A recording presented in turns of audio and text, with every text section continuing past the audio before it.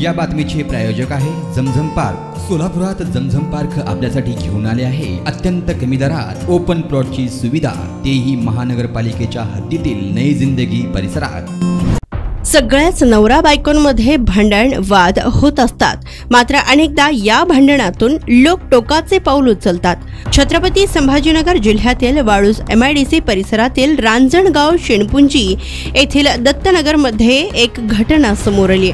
घरगुती वादातून पतीने पत्नीचा गळा दाबून खून केल्याची धक्कादायक घटना घडली।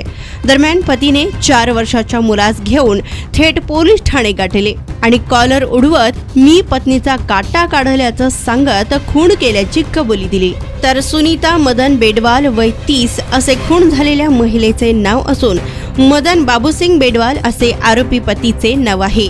तर वाळूज MIDC मधून पतीला पोलिसांनी ताब्यात घेऊन गुन्हा दाखल केलाय।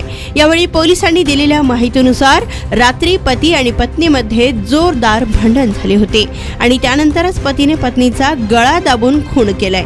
मदनचे मूळ गाव ओझर जालना हे असून त्यांना एक 4 वर्षाचा मुलगा आहे। तर या घटनेमुळे मात्र सर्वत्र हळहळ व्यक्त करण्यात येत आहे। जमीन में निवेश करो, जमीनदार बनो। सोलापूरकर आपण खुली जागा घेण्याचा विचार करताय, तेही अत्यंत कमी दरात आणि महानगरपालिका हद्दीत, तर मग चिंता कशाला।